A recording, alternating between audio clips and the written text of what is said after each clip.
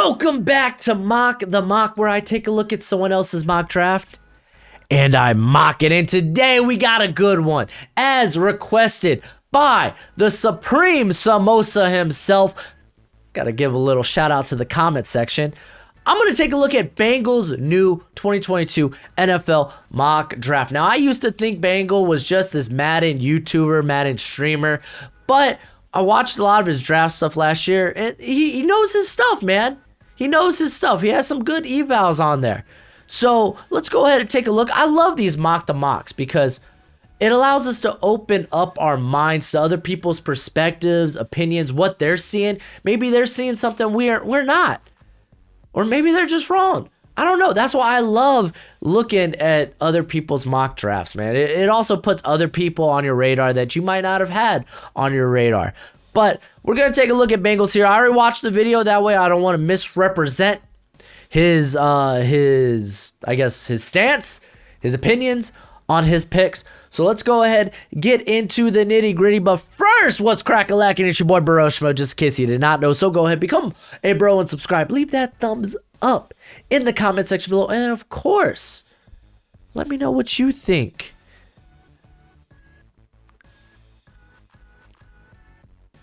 All right, let's go ahead. Let's do this. Let's do the nitty gritty. Look at this, man. Look at this. Dude, I wish I had hair like that, man. I wish I had hair like that. I had to grow a beard because I have no hair. So, unfortunate. But he goes with, we got the Detroit Lions, right? He's doing this on Draft Network, so don't fault him for the order. He mentions that the quarterback class isn't ideal, especially when you're picking one. Man, that's a little tipsy-turvy, topsy-turvy, however that saying goes. But he also brings up Goff's contract. His contract's kind of wild. Something you just can't let go. And you know what? Benefit of the doubt, Goff has looked pretty all right the first 2 weeks. So he goes with the best player on his board being Kayvon Thibodeau. I'm not going to fault him for that. Go for the best player on your board. Boo-boo, you do you. Now, number 2, the Jacksonville Jaguars. I love that he even mentioned DeMarvin Leal. I get giddy. I love DeMarvin Leal. He's one of my favorite prospects in this class. I think he plays predominantly on the outside there at Texas A&M, but you could kick him inside as well. And that might be where he does the most damage. The guy is good. Great movement skills for a guy that's 290. He has great usage of his hands. He literally has magic hands. It's amazing what he can do with them. He thinks about it. He ponders on it. But Evan Neal at this spot makes way too much sense for him, and I kind of agree. You got Cam Robinson. He's coming off the franchise tag after this year. You're just probably going to let him go. Jawan Taylor, we're going to see if he can rebound after a sophomore slump. If not, you got Walker Little there too, but still, regardless, Evan Neal, he's a wonderful prospect. He's definitely going to be a top 5 guy in this class. Now, with Houston, I love it. Quarterback value matters. It's the most valuable position on a franchise, on a roster. It gets guys hired. Well, it gets guys fired, not hired. But you got to address it. Tyrod Taylor ain't the future. Davis Mills, it didn't look good for the little bit that he was in week 2. But he was a 3rd-round pick also. So why not go ahead, take the top quarterback in this class, whoever it may be on your board. He went with Spencer Rattler. For a lot of people, that was, and I could speak for myself too, he was our top quarterback going into the season. He hasn't looked ideal. I honestly think if this continues, he might end up staying there at Oklahoma. But you can't deny he's got some special arm talent. Hey, this video is brought to you by Underdog Fantasy. If you want to make a little bit of that cash money playing some fantasy football, or maybe making some player prop bets, a little parlays, then use Underdog Fantasy. If you use my code BROSHMO, then you get $10 with your deposit of $10. That's $20. So go and make that cash money, baby. Yeah. Back to the video. Now, the New York Jets, I love what he did initially because he flirted with the thought of DeMarvin Leal, and you're going to hear that name a lot because I do love me DeMarvin Leal. I think he's actually a perfect fit for Robert Saleh's scheme there. He's that big Eric Armstead type of edge, could maybe kick inside sometimes, but they're so stout across the defensive line that the cornerback position, it's poor. It's piss poor. And Bengal mentions this. I think he's correct. So he goes ahead and takes the top corner on his board, which is Derek Stingley. Let's be honest, Derek Stingley, he's kind of recovered after a bad outing against UCLA. I still want to see more of the ball skills that he's flashed the last couple of years, but from an athletic standpoint, this guy can't be touched. He's the best corner in the class.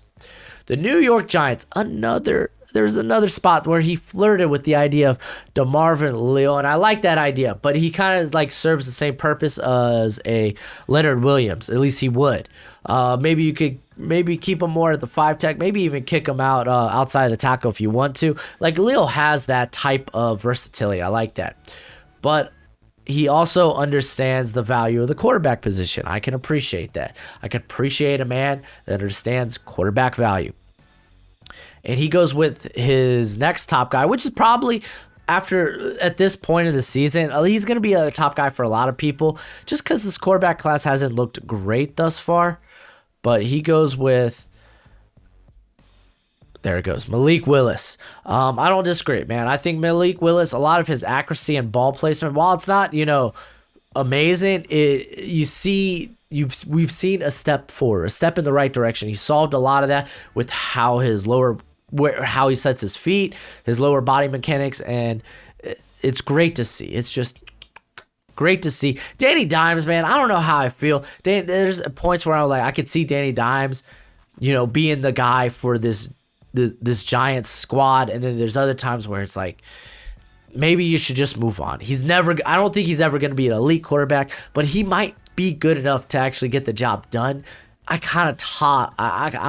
toss and turn between that. So I don't mind them taking a quarterback here. I think it's never the wrong option. Unless you're the Packers taking Jordan Love, then yes, it's wrong. Cincinnati Bengals, man, I actually really like what he did here. I think it's a really good fit. It feels a bit early, but not too early. But he goes with Kenyon Green. Let's get to it. Kenyon Green, the currently right tackle out of Texas A&M. He's currently playing there at right tackle, but he played at guard last year. Looked great. He's very athletic. He's going to be able to mirror a lot of guys in the NFL. You kind of worry about how maybe he deals with NFL strength. That's kind of the concern. It hasn't been a concern as of yet in college, but they really haven't faced anybody. Once we get to that SEC schedule, we'll learn a lot more about Kenyon Green and how he can hold up as a tackle. But he is an ideal scheme fit for Zach Taylor's outside zone blocking scheme. So I like the fit here.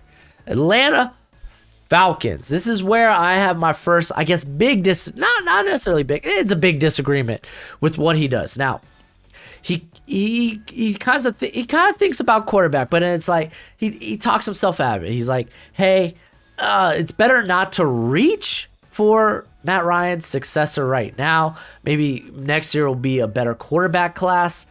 Especially 2 quarterbacks off the board and you're already not in love with the quarterback class, don't go quarterback. That makes sense. I really wanted him to take DeMarvin Leal. I really wanted him to do it. He did not. Let's go ahead. He goes with Kyle Hamilton. Now, here's my gripes with this pick. First off, the biggest concerns for, that Atlanta defense. It's not a good defense to begin with, but it's the cornerback position, it's cornerback depth, and pass rush. They're not getting pressure on anybody. They're just not. They're not good at that. I love the idea of bringing DeMarvin Leal, who would be a real good 5 tech, even a guy you kick on the outside that can help bring that pass rush. I love the thought of that. The problem with Kyle Hamilton, yes, you're addressing pass coverage. And Kyle Hamilton is a wonderful prospect. He deserves to go in the top 10. But I think they're kind of squared away at the safety position and linebacker because you could kick Kyle Hamilton at linebacker. You really can. The thing is, they're kind of squared away, man. Jalen Hawkins is a guy I really liked from a couple of drafts ago. And he's looked pretty darn good this year while being kind of the third man in their safety rotation. Harmon's looked pretty good. They can retain him.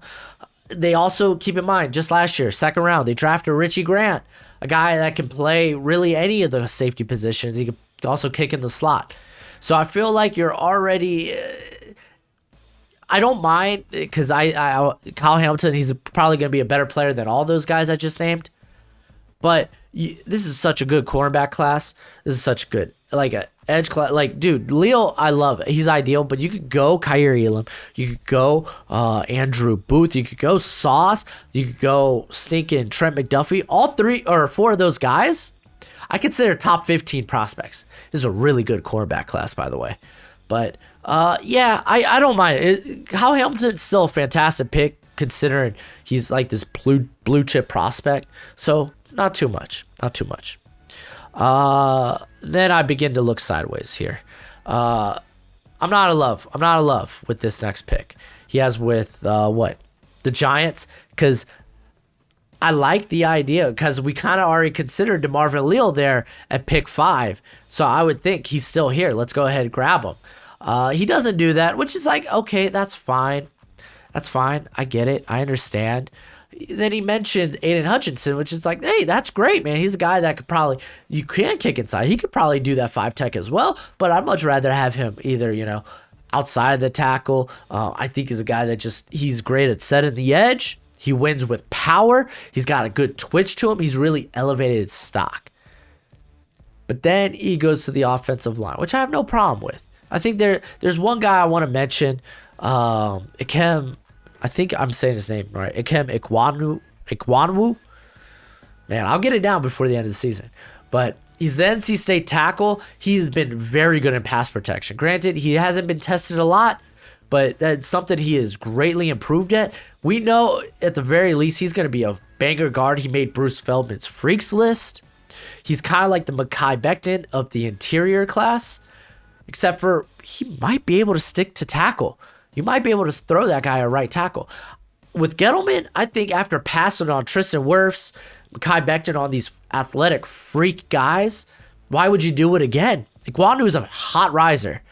Instead, he opts to go with Jackson Kirkland, who just got beat up by Aiden Hutchinson. He gave up 3 pressures, 2 sacks. It wasn't a good outing. Like Kirkland, I think his stock might be a bit fallen. He might be better at guard.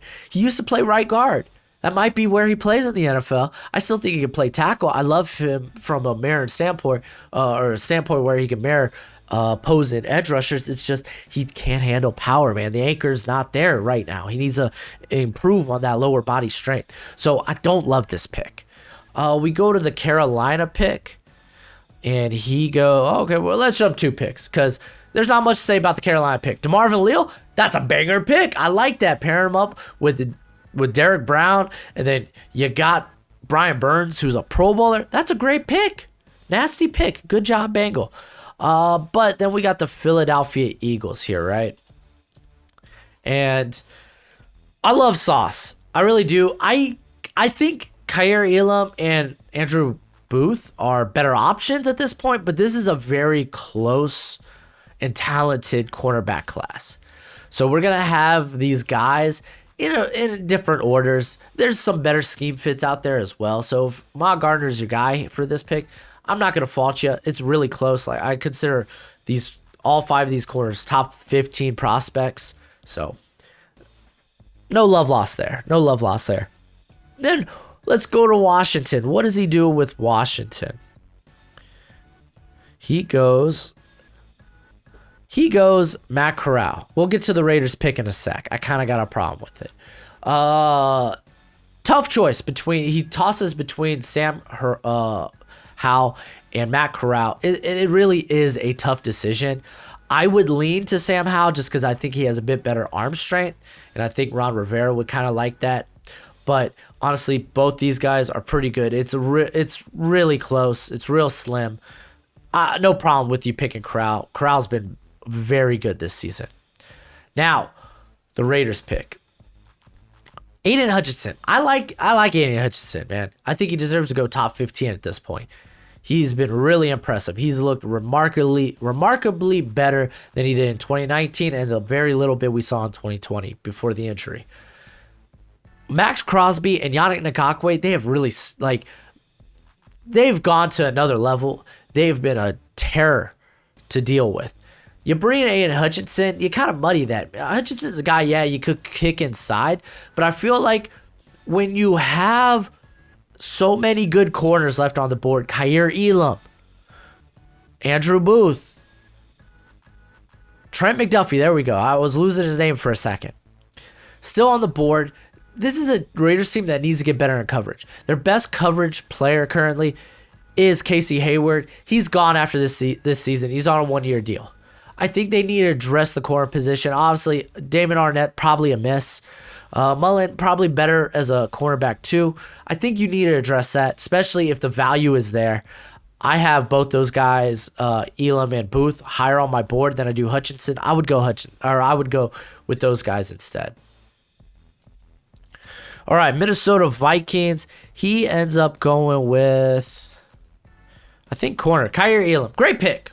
Not much to say. The cornerback position kind of sucks for the Vikings. Yeah, makes sense. All right, this Indy pick is kind of wild.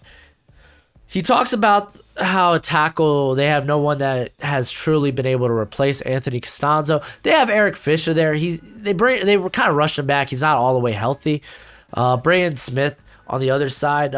Eric Fisher, probably not the long-term answer, so I get wanting to address tackle here. But I'm not in love with the tackle class really after Evan Neal. I think there's a lot of guys that have a lot of questions, so I feel better drafting these guys on the back half of the first round. But he goes with a guy that I think is more of a day 2 pick. He goes with Charles Cross. If you ain't new to the channel, you know me and Charles Cross. I don't see eye to eye with this guy. I get it. From an athletic standpoint, it's there. It's just this dude's anchor is like a feather, dude. He doesn't do well against power rushers. We're gonna see that once SEC play starts. Maybe he gets better at that. To be fair, there at Mike Leach's offense, he's often asked to go one-on-one with these edge rushers. He's gonna have a lot of true pass sets to his name. He is tested constantly. So for him to come on top just a little bit, the talent is there. I just don't know. I'm not sure if it's there just yet. I think this is a bit premature. And with a guy like Chris Olave still on the board, I'd go that in a heartbeat. T.Y. Hilton, we ain't seeing much of him nowadays, man. He's beat up. He's up there in years. Not to say he can't play, but I think you should start playing for the future and getting more depth in that wide receiving core. Chris Olave would be great to pair up with Michael Pittman. I kind of love that idea a bit better than maybe reaching on a tackle. So, yes. Denver Broncos, they go Sam Howell. I mean, the one gripe I have is he didn't make the joke I've been making that Teddy Bridgewater is a Bridgewater quarterback. Huh? See what I did there? Bridge. I know it's corny, it's dumb. It's a great pick, Sam Howell. Awesome. Let's move on. The Philadelphia Eagles. I'm really happy that he brought up that he doesn't see Desmond Ridder as a first rounder, more of a day 2 guy, because I completely agree. I've been saying that. I still think he has some accuracy and ball placement concerns. I just don't see him as a first rounder. He goes receiver here, which I kind of like. I mean, you the Eagles. This is your second first rounder. Why not take a shot? I think I just disagree with who he went. He went with Garrett Wilson. I think Chris Olave's still on the board. Go with him. He's a burner. Jalen Hurts, ideally, he's really good at placing the ball downfield. Where he really struggles is on those short to intermediate passes or in terms of his accuracy. So take advantage of Chris Olave. It's not like he's just a deep threat.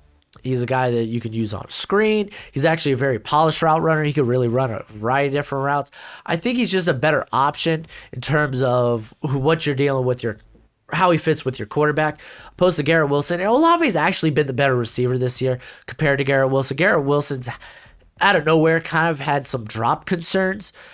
He's still been pretty dominant, but still, I really like to see him get better at that. Because Garrett Wilson was my top wide receiver. it's really tough right now to pick between the two Ohio State guys. I kind of lean to Olave right now. Now, speaking of Olave, he goes here to the Patriots.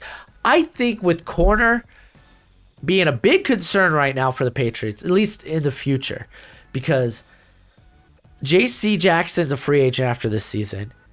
Stephon Gilmore feels like he's already going to probably not be in New England next year. Why not go corner when Andrew Booth, who is an ideal scheme fit for this defense, is still on the board? I think you go with that. Instead, you go with Chris Olave, which is, he's more the same of what they have there in New England with like Jacoby Myers and Nelson Aguilar, or Aguilar, however you say his last name. Except he's better than both those guys.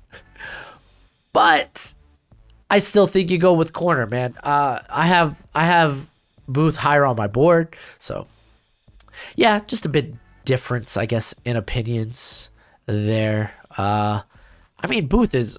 I think Booth is a top 10 prospect. I think even Bengal says he mentions Booth being pretty high on his board, which I'm surprised he didn't go with him here.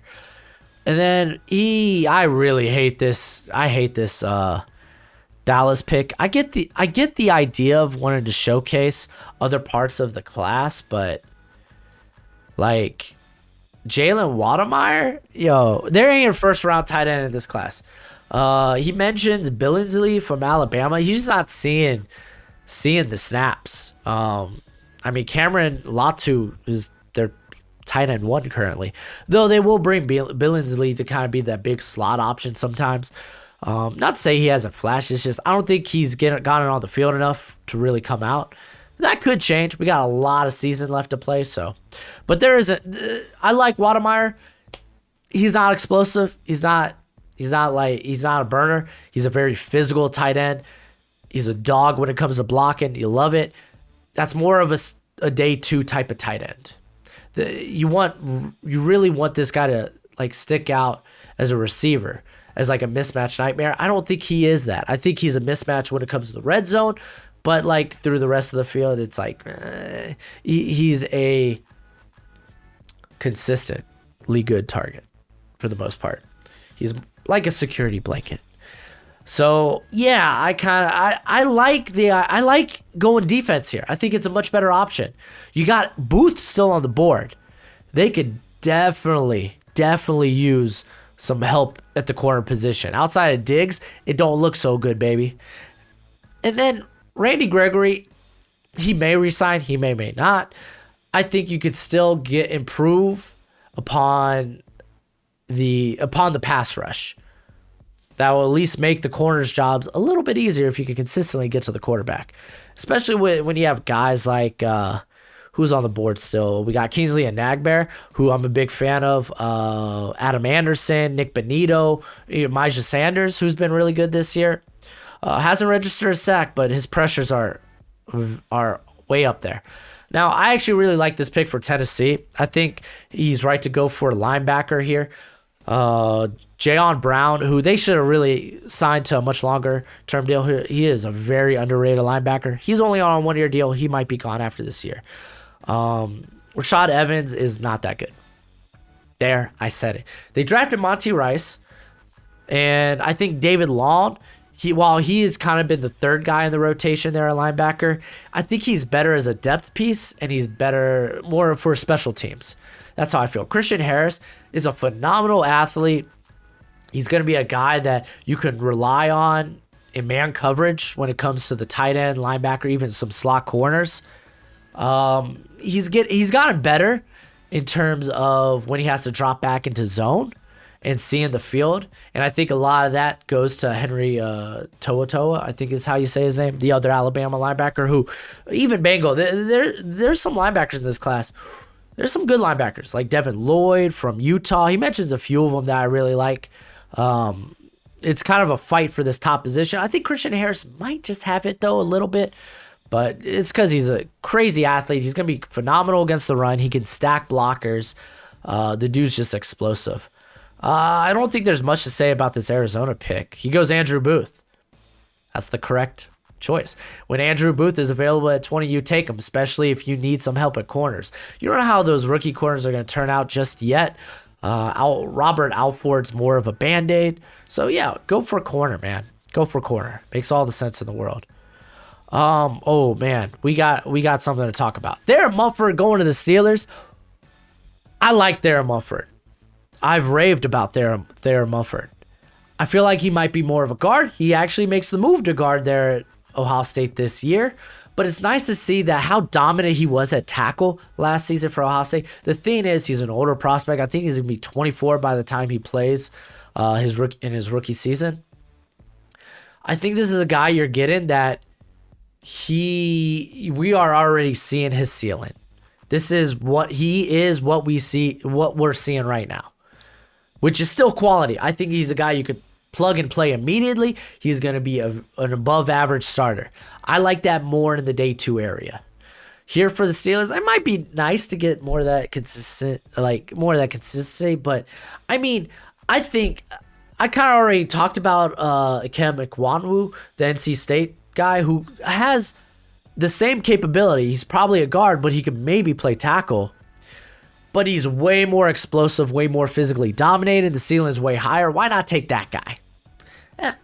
At least that's how I see it. And then we got the Los Angeles Chargers. I understand this pick. I get this pick. Drake Jackson. Listen, the high-end upside of Drake Jackson is first-round worthy. Before I did my summer deep dive in my rankings, I think Drake Jackson was my edge too. I dropped him considerably since then because at some point, his production needs to catch up with his physical tools. They need to match. He's just not as disruptive as a pass rusher. There we go. He just hasn't shown that. He only has like 1 or 2 pressures on the year, I think. You love the movement skills. That in terms of a scheme fit, great scheme fit. He could be a Y9 guy there, but he needs to be more disruptive. I'm not willing to take a shot on that guy in the first round at this point. Though the tools are tempting. I need to see more consistency. I need to see that motor. I need to see him not let up on the gas during a series. So, yeah. I'm not a big fan of this Saints pick. I'm just not a big John Mechie guy. A lot of people really like John Mechie. I get it. And he's a good fit for the Saints at this point. Because they don't really have that guy who's this just incredible separator. Because that's what Mechie is, dude. He's stupid fast. He can separate.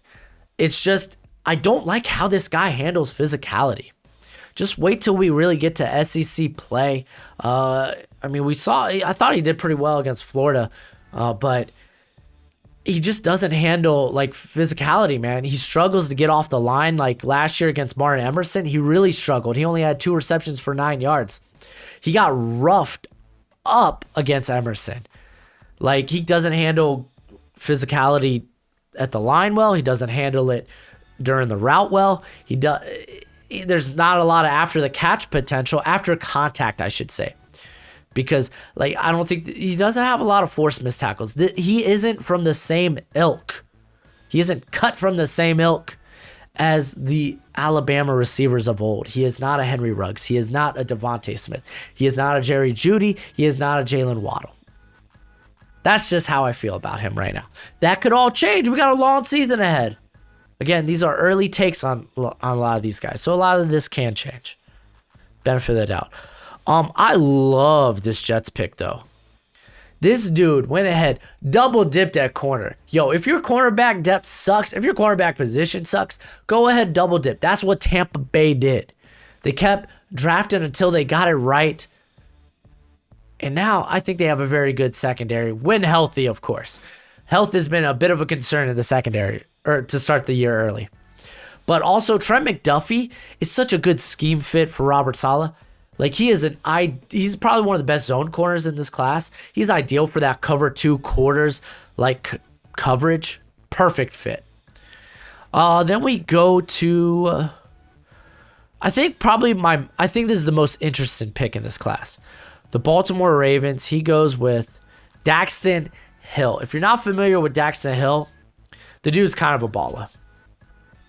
He's been primarily used in the slot there this season at Michigan, though the season before he played both slot and deep.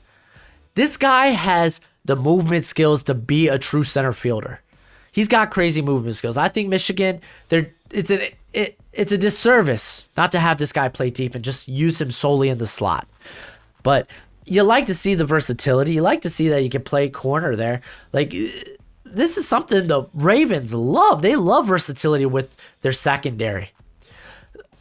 I think this is a great fit. I think I'll bring up the NC State tackle again, Akem Ikwanwu, because honestly, the dude's just a perfect scheme fit for the Ravens. But Daxton Hill, I don't mind. You can never have enough depth in that secondary. I don't mind them addressing that here. I know Brandon Stevens, he's looked good at parts. You got Chuck Taylor, you got Elliott there. Like they have some guys there. But I mean, if you come in and like Taven Young, he's been healthy this season, which is great, but injuries have been a concern. So getting a guy that can maybe play there deep at safety, but also come into the slot if you need a spot, need a guy to come in and fill in there, opposed to having Marlon Humphrey having to kind of play double duty there. I think that's great. I like this pick. It was interesting. I saw this. I was like first like, what? And then like, I actually kind of like this a lot. The Green Bay Packers pick, I actually like too. First off, I'm slamming my freaking fist on the table because I love Drake London. I don't think Devontae Adams is here after this year. I think he's gone. I think him and Aaron Rodgers are going to take their talents elsewhere. But holy crap, like I think London, I just love him as a fit there. But if they go elsewhere, I kind of like the idea of Nakobe Dean. He played Clemson extremely well. He is a good coverage linebacker. The dude's got stupid good speed. You kind of worry about how he holds up around the line of scrimmage because of his size. But this dude is stupid explosive coming downhill. He uses that momentum to stack blockers. He's actually been very good in the run game. And you know what? For a Packers squad over the last couple of years that mainly operates out of sub packages more so than any other team, when you have really just one linebacker on the field, you want to make sure that guy can cover a lot of ground. Dean can do that, so this is a good pick. This Cleveland pick, I think it's just a difference in taste. I like the idea of going edge because Clowney and McKinley are only on 1-year deals. So he goes George Karlaftis, a guy that can kind of kick inside. He's another power rusher. But I like the idea of getting someone more explosive there on the outside, like your Myjah Sanders, your Adam Anderson, even Nick Benito. I like the idea of that. And even then, I think I have Kingsley and Agbar higher on my board. So it's really just a difference in opinion. Like Karlaftis has been really good this year. He's looking a lot like he did his freshman season, which is great. It's nice to see that he's back. He's healthy. It's beautiful. Buffalo, man, this Buffalo pick made me sad. Jordan Davis. I know a lot of people like Jordan Davis. I'm not the biggest fan of Jordan Davis. It makes sense.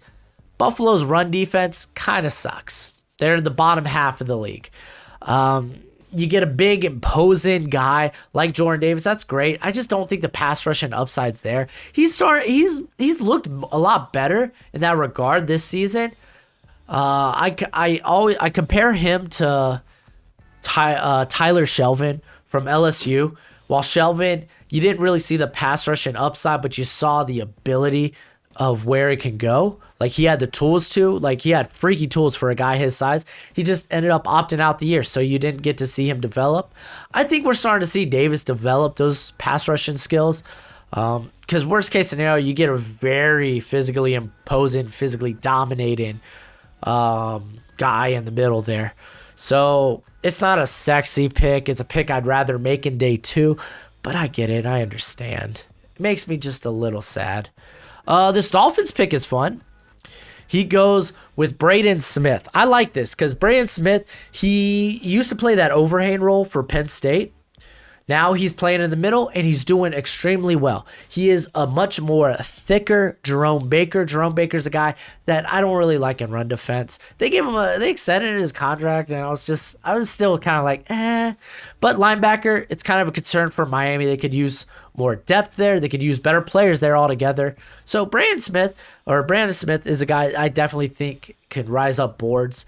Devin Lloyd would be a very fun pick here too. I like Devin Lloyd a lot out of Utah. Detroit, great value here. He goes with Carson Strong.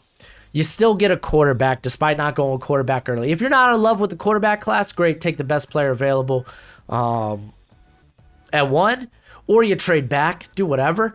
But you still go ahead and get a really good quarterback because Carson Strong, a lot of people early on they pegged him as to be the Joe Burrow or Zach Wilson type prospect to kind of come out of nowhere and be near the top of this quarterback class. Carson Strong's looked pretty darn good through his first slate of games, so this is great value, and he's got the type of arm strength that I think Dan Campbell would like. Tampa Bay, rich get richer, man. Rich get richer. He goes with Darion Kendrick.